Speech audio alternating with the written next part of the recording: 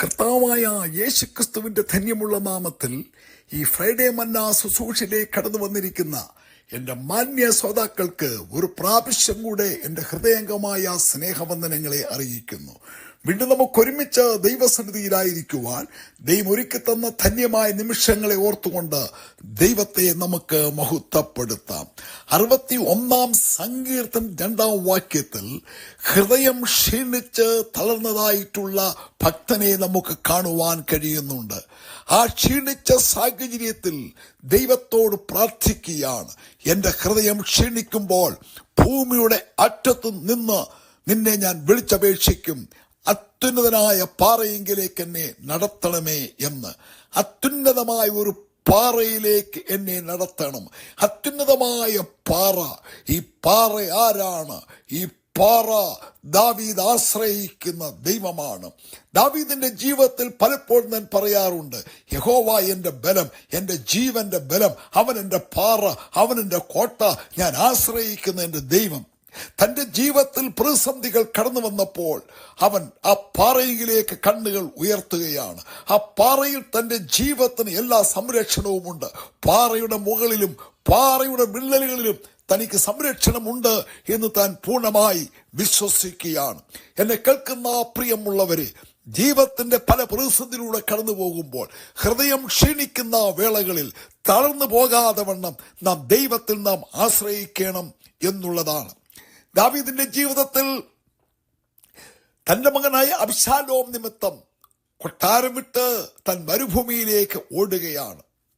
അങ്ങനെ വേദന നിറഞ്ഞ ഹൃദയത്തിന്റെ അനുഭവത്തിൽ ദൈവത്തോട് പറയുകയാണ്, എൻ്റെ ഹൃദയം ക്ഷീണിക്കുന്നു, എന്നാൽ ഇവിടെ ഞാൻ തളരുകയില്ല. എൻ്റെ ഹൃദയം ക്ഷീണിക്കുമ്പോൾ എനിക്ക് കയറി നിൽക്കുവാൻ, എനിക്ക് ഒളിക്കുവാൻ ഒരു ഇടമുണ്ട് എന്ന് ഭക്തൻ വിശ്വസിക്കുകയാണ്.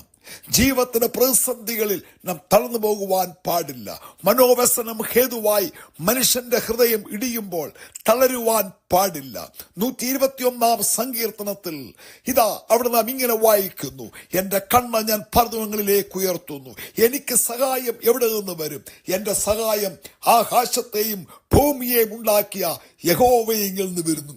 കണ്ണുകൾ ഉയർത്തുമെങ്കിൽ സഹായം അയക്കുവാൻ ദൈവം വിശ്വസ്തനാണ്. അതെ, ദാവീദിന്റെ ജീവിതത്തിന്റെ പ്രതിസന്ധികൾ ദൈവത്തിൽ ധൈര്യപ്പെട്ടുകൊണ്ട് ഹൃദയം ദൈവത്തിങ്കിലേക്ക് ഉയർത്തുന്നതായിട്ട് നമുക്ക് കാണുവാൻ കഴിയും. തനിക്കറിയാം, ആ പാറയിൽ തനിക്ക് സംരക്ഷണമുണ്ട്, ആ പാറയിൽ തനിക്ക് വിടുതലുണ്ട്, ആ പാറയിൽ തനിക്ക് സമാധാനമുണ്ട് എന്ന്. ഏലിയാവിന്റെ ജീവിതത്തെ കുറിച്ച് നാം പഠിക്കുമ്പോൾ ഏലിയാവ് ഹൃദയം ക്ഷീണിച്ചവനായി മരുഭൂമിയിൽ കിടക്കുകയാണ്. മതിയഗോവേ മതി എന്ന് പറയുകയാണ്.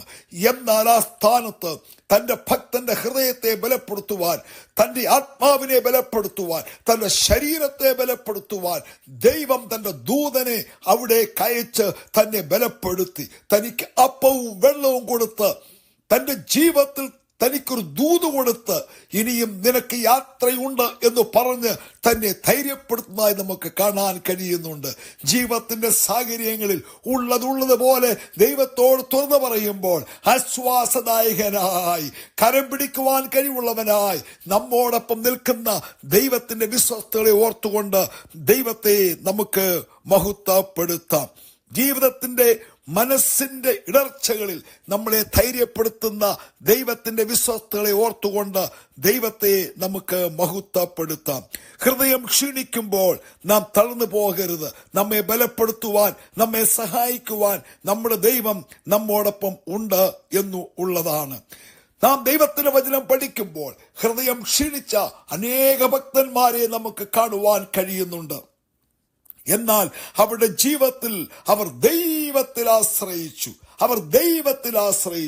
അതെ, 42 സങ്കീർത്തനം പഠിക്കുമ്പോൾ അവിടെ ഇതാ നിരാശയുള്ള, പ്രത്യാശ നഷ്ടപ്പെട്ടതുപോലെ കൊരകൂത്തന്മാർ അവിടെ പ്രാർത്ഥിക്കുന്നതായി നമുക്ക് കാണുവാൻ കഴിയുന്നുണ്ട്. എൻ്റെ ആത്മാവ് വിഷാദിച്ചുള്ളിൽ, എൻ്റെ ആത്മാവിന്റെ ഉള്ളിൽ വിഷാദിച്ചിരിക്കുന്നു എന്ന് പറയുന്നുണ്ട്. എന്നാൽ അവിടെ ഒക്കെ പറയുന്നു, എൻ്റെ ആത്മാവേ നീ വിഷാദിച്ച ഉള്ളിൽ ഞരങ്ങുന്നത് എന്ത്? ദൈവത്തിൽ പ്രത്യാശ വയ്ക്കുക, ദൈവത്തിൽ പ്രത്യാശ വയ്ക്കുക. അപ്പോൾ ദൈവത്തിൽ പ്രത്യാശ വെക്കുമ്പോൾ മാത്രമേ ജീവിതത്തിൽ കടന്നു പോകുന്ന പ്രതിസന്ധികളുടെ നടുവിൽ ധൈര്യത്തോടെ മുൻപോട്ട് നീങ്ങുവാൻ കഴിയുള്ളൂ. എന്നെ കേൾക്കുന്ന സഹോദര സഹോദരി, നിന്റെ ജീവിതത്തിൽ അനുഭവിക്കുന്ന വിഷയങ്ങൾ, നിന്റെ രോഗങ്ങൾ, നിന്റെ ഭാരങ്ങൾ, നിന്റെ വേദനകൾ എല്ലാം പരിഹാരമുണ്ട് എന്നുള്ളതാണ്. എവിടെയാണ് പരിഹാരം? യേശുവിങ്കൽ പരിഹാരമുണ്ട്, യേശുവിങ്കൽ വിടുതലുണ്ട്. അതുകൊണ്ട് ഹൃദയം ക്ഷീണിക്കുമ്പോൾ ഭാരപ്പെട്ടു പോകാതെ ദൈവത്തോട് പ്രാർത്ഥിക്കുമെങ്കിൽ ആ ദൈവത്തിൽ നിനക്ക് സമാധാനവും സന്തോഷവും തന്ന് നിന്നെ നടത്തുവാൻ ദൈവം വിശ്വസ്തനാണ്. പ്രതിസന്ധി നടുവിൽ വിശ്വാസത്തോടെ ദൈവത്തെ നീ വിളിച്ചപേക്ഷിക്കുക.